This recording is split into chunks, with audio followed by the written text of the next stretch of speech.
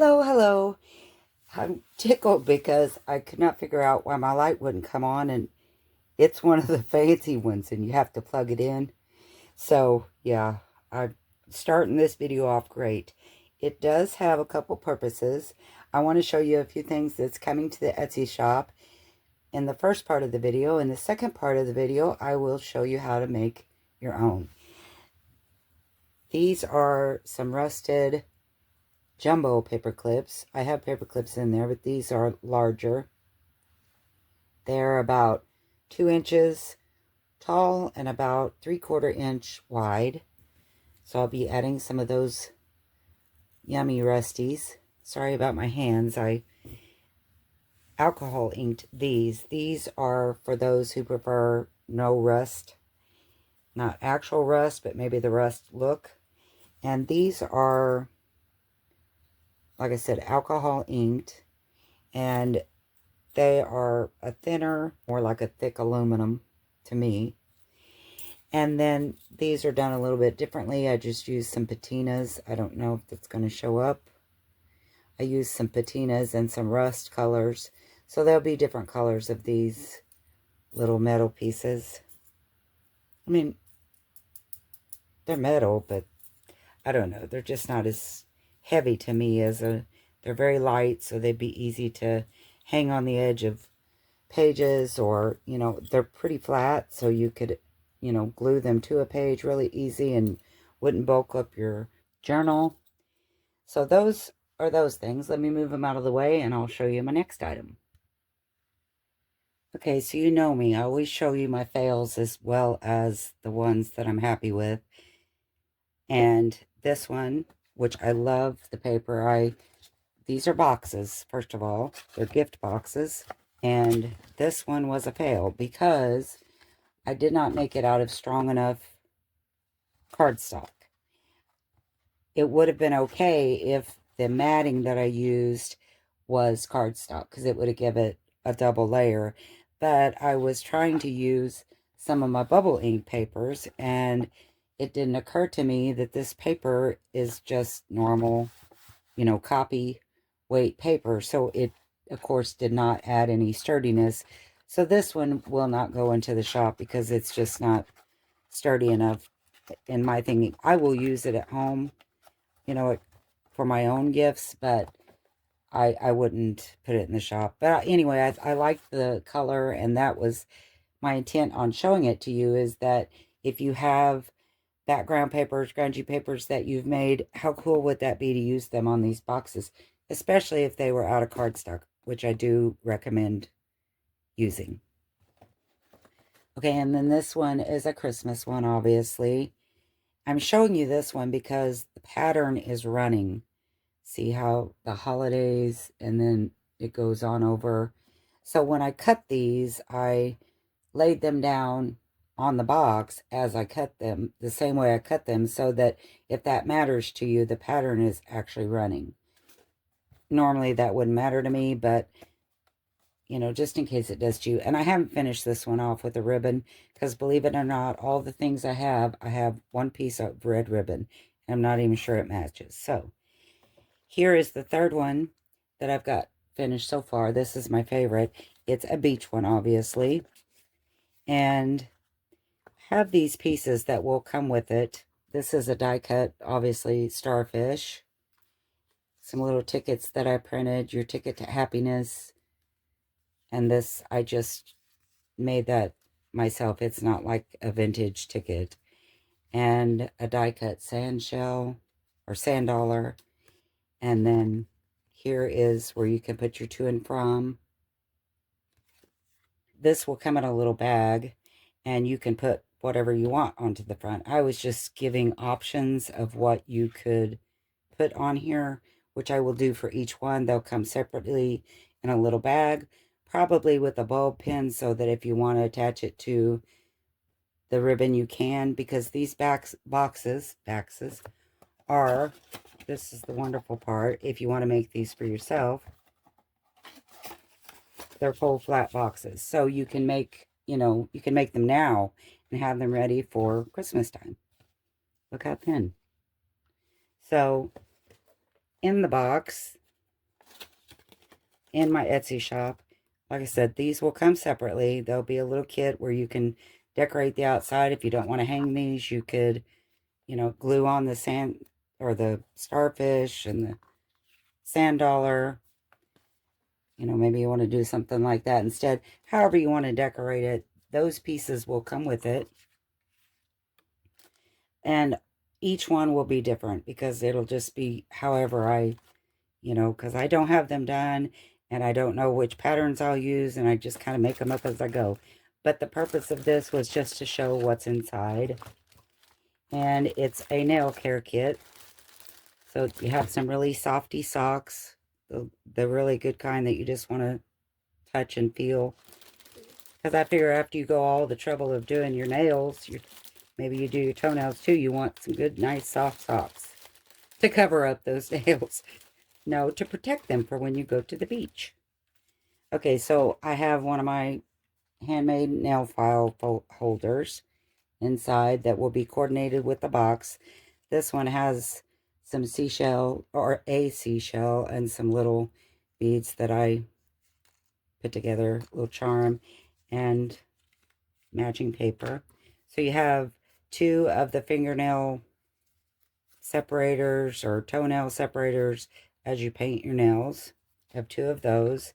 You have one of these blocks, which I love using these.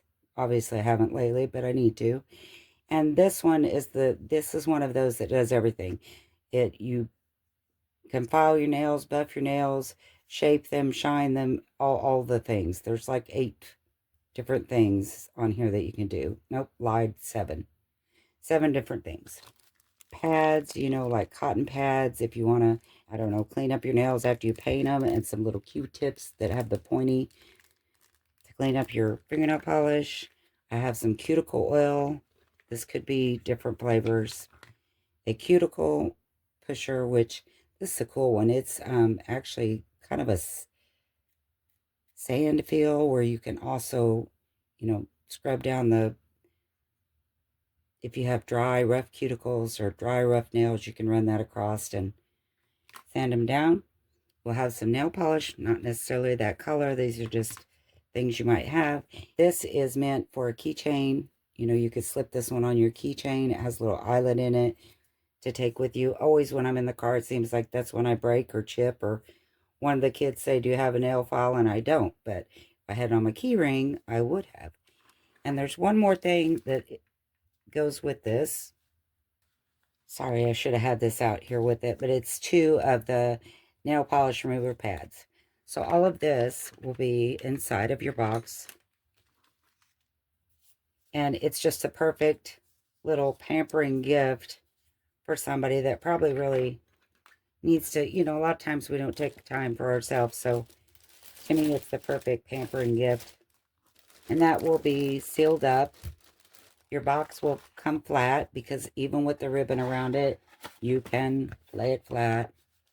So I'm thinking the best way to ship it's probably going to be flat. And so you'll have the bag that will be sealed and all your goodies and all of the pieces to decorate or use for, just your tag, however you want to do that. So that's the kind of going through what is actually in it. And now I want to show you how to make your own. These boxes are the perfect size. I mean, they're good size. They're sturdy if you put the right cardstock on them. They measure 8 inches, 2 inches deep, and about 4.5 inches wide. So they're wonderful size. My next one that I was going to make ahead of time but messed up, because when I did my box, I messed up the lid and it just doesn't set tight enough for me. So I wouldn't sell it that way. So I'm going to make another one with the papers that I already have cut for the matting. So to confuse everything even more, I'm going to make the box part out of one box. Show you how to make the box. And then for the matting, when I cut that, I'm going to show you out of a different one that I have the box done, but I didn't have the matting done. But I wanted to show you some more of these papers. Like these are Christmas. I don't know, it's not showing up, but these are jelly prints with the baby powder. Use baby powder to, oh, what's that called? I can't think of it. Maybe I'll look it up and put it on the screen. But these are red and green and they're kind of grungy. I think these are heavier, so they would make good matting for your boxes. I just thought they were different, kind of pretty. Thought I would show you those. Okay, let me get backed up here and I'll show you how to go about making this cool box. What you're going to need for your box part are 2 sheets of 8.5 by 11 pieces of paper, which is just your normal size copy paper that we use every day. 8.5 by 11, you don't have to cut them at all. That's for your box. And then you'll need a sheet of 12 by 12 if you want it to be pattern paper or just a different color of cardstock, whatever, for your matting. And a cool thing to do with this, and I may do it with this one, is after you cut it down to emboss it, you could emboss it. That would look neat. I think I did that on something. Okay, so for the 2 8.5 by 11, we're going to do one of my least favorite things. We're going to score. And I will mess it up every time, usually. So on the 8.5 side, you're going to score at 2.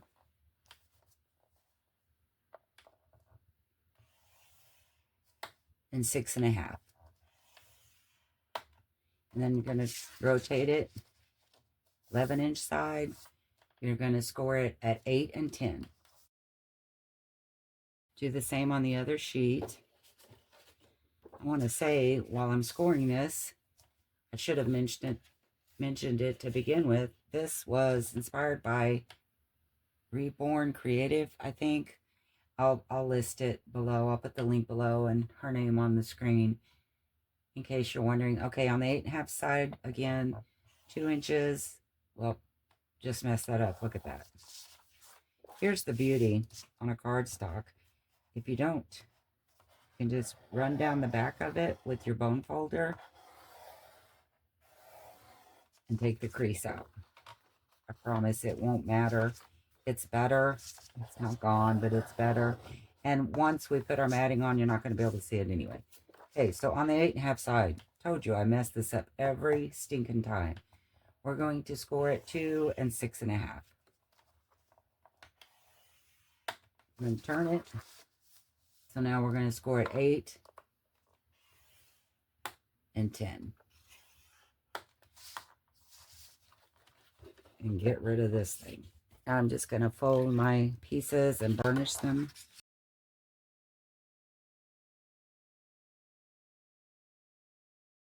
Now for our cuts, at the bottom where you have the 2 scores, 8 and 10, you're going to cut on the inside of the score line on both sides to the second score. So I'm going to cut on the inside close as I can up to that score line on both sides. I'm cutting on the inside. It seems like, because we're going to have to take a little piece off of each lip anyway to make it fit nicely. So we might as well. And I'm going to fold this middle piece back while I do that. Because I will cut it if I'm not careful. So you just cut off the bottom piece, like so, of the 2 outside pieces. And then just cut a little tiny, miter a little tiny piece. Not very big, because you don't want it to end up like mine and not close very good. Because you can always take off more when we go to fit the lid. But unfortunately, I can't add it back. So I'm going to just take off a little bit of each side. And that is one piece done. We're going to do the same to the other piece.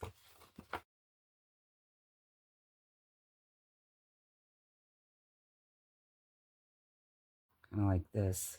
Not very much. It's kind of like adding salt to food. You can always add more, but you can't take it out. Some people say, oh yeah, you can throw bread in there. Look, I've put so much salt sometimes that I don't think Jesus himself could have got it all out. Just kidding, he could have, but you know what I'm saying. It was bad. I even had to wash the meat before, it was so salty. So now you have a couple of options. You can use two-sided tape. You can use wet glue. However you want to glue yours together. I have been using double-sided tape. It's been working pretty good. So now you have your two pieces that look exactly alike. And we're just going to turn one the opposite way.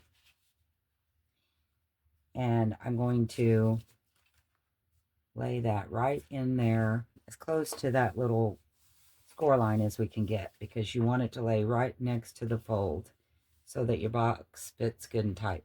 And like I said, I'm going to use double-sided tape on mine. I'll tell you something I like to do, just because I'm not very good at lining up. Sometimes I'll put a little bit of the stick glue so that it'll give me a little sliding room until I can for sure get it lined up like I want it. You don't have to do that because most people are a lot better with double-sided tape than me. But see, I've already got that crooked.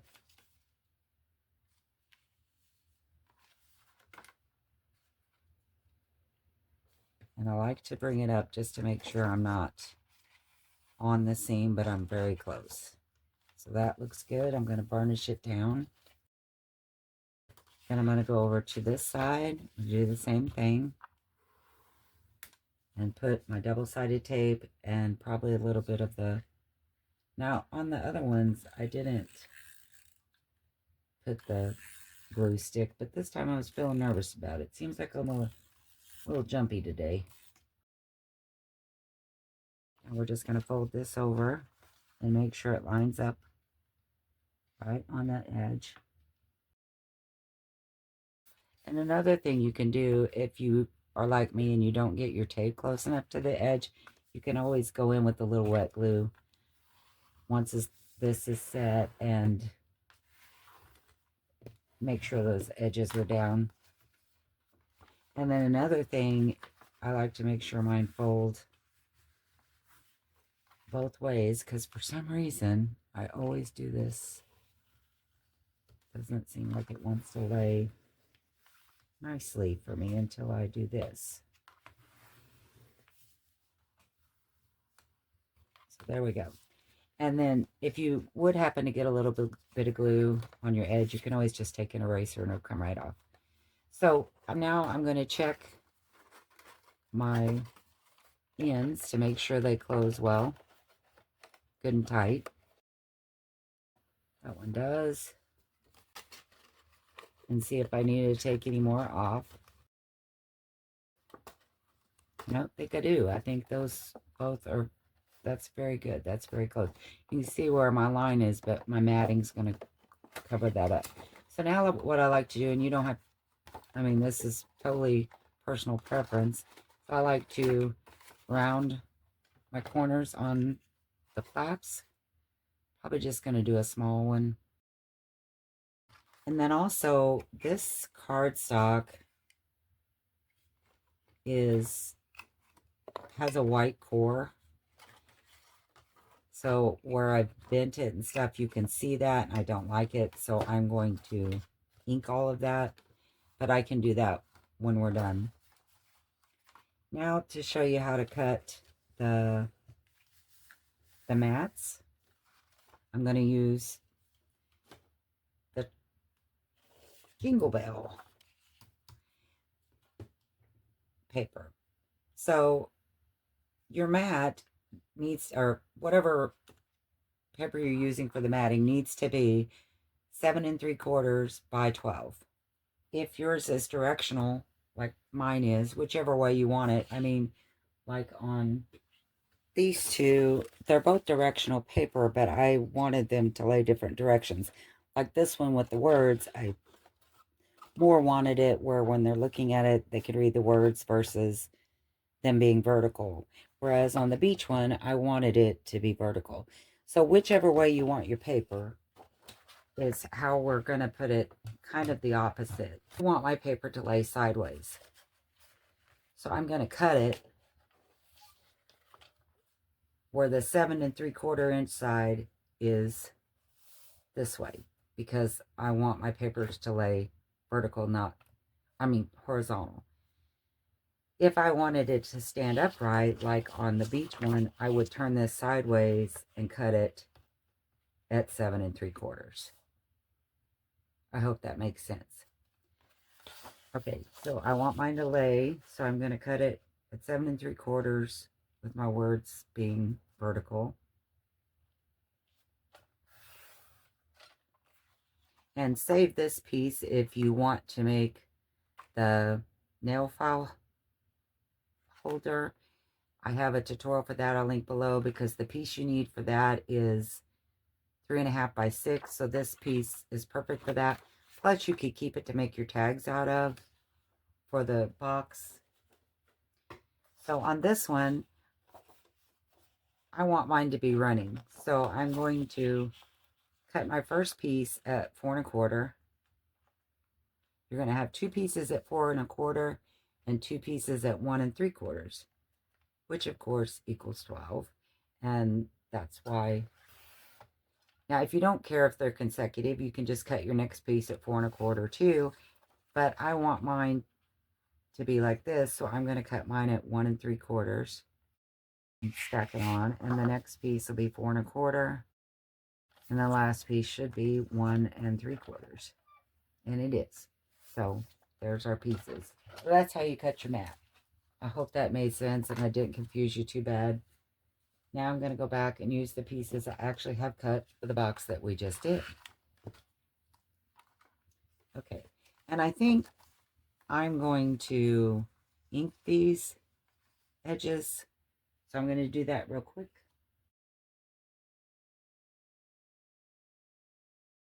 Okay, as you might have been able to tell in the speeded up bit, I went ahead and inked around my core pieces. I say core pieces, it's where the white core was showing. Missed that piece right there. Now we're ready to tape again. Take my first piece here, and I think I'm going to do the same thing. I'm just going to use double-sided tape and some glue stick. Well, I don't know why I did it that way. That was dumb. See, I've already messed up again. Grr. Hopefully this piece will go over that. If it doesn't, I guess this one won't go in the Etsy shop either. Which it may not anyway, because it looked to me like that lip broke a little bit. I don't know. Okay, so now that we're just going to center those and burnish it. And it does cover it up. There's one little piece right there I'll probably get off. Burnish it good. Wouldn't it be cool if I had nice videos and things went right and you're like, man, wish I could craft like that. Instead of, man, that woman makes a lot of mistakes. I think this is why I like junk journaling more, because even if I mess up, it doesn't matter. I can always fix it easily. Things like this, you can tell. Okay, so put your tape or whatever you're using on the piece that you're wanting to glue down, not on the box. The using the glue stick is not necessary. It's because I'm terrible with double-sided tape and I will stick it wrong every time. And I don't think I need to say more. I'm pretty sure you can tell that's probably the truth. Just from the disaster I'm creating, or I'm doing right now. And see how this, I should have showed you before I glued it down, but I think you can tell that it's running. I mean, if it doesn't really matter. Good night. This is a coffee bag. It's not like anybody's gonna look around the edge that you give the gift to and say, doesn't look to me like you have that lined up very good.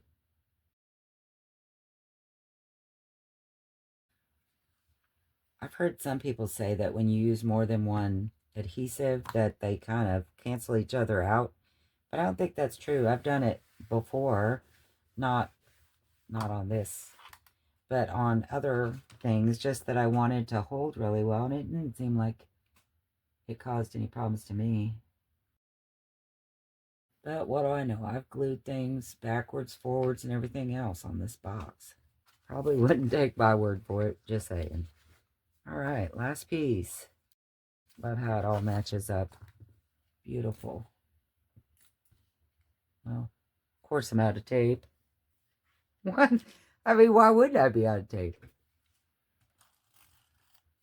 I have a friend that is very talented, and I've been trying to talk her into sharing her talent on YouTube.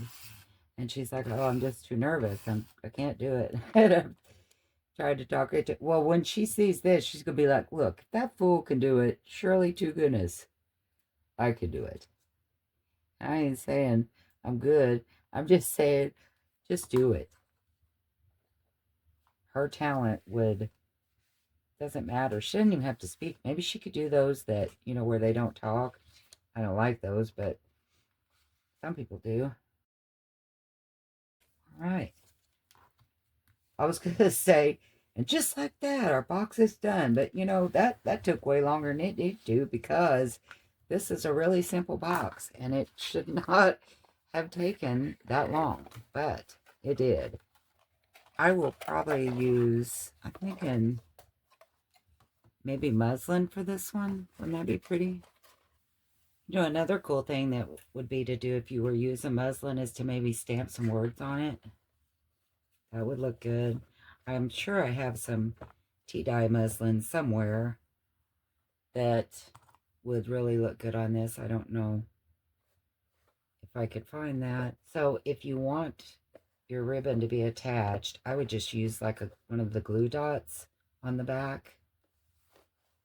But to be honest, when you fold this, or it has on my other ones, it stays. It doesn't come off. I don't know if I'll put a bow on that or just make a knot, but doesn't that look cool? And then I thought about putting maybe a piece of the burlap as decoration. I did one of the jigsaw puzzle pieces where you peel it off, and did some acrylic paints. Just wrote a little piece of happiness on there and punched a hole. Here's the tag. It's actually made from coffee dyed paper. Love the markings in it. I thought that would be cool to hang these pieces from there. And again, these pieces will be separate, in a bag, so that if you don't want to hang them, if you want to glue them, or, whatever. I have some little rustic numbers, Tim Holtz numbers that I may clip on. I don't know. Each one will have things that you can do, whatever you want to with them. This was just to show you what was in the kit and then how to make your own. And I think that if you could get through all the jibber jab of how I messed up, but look, when you undo this and fold it flat, your ribbon's going to stay.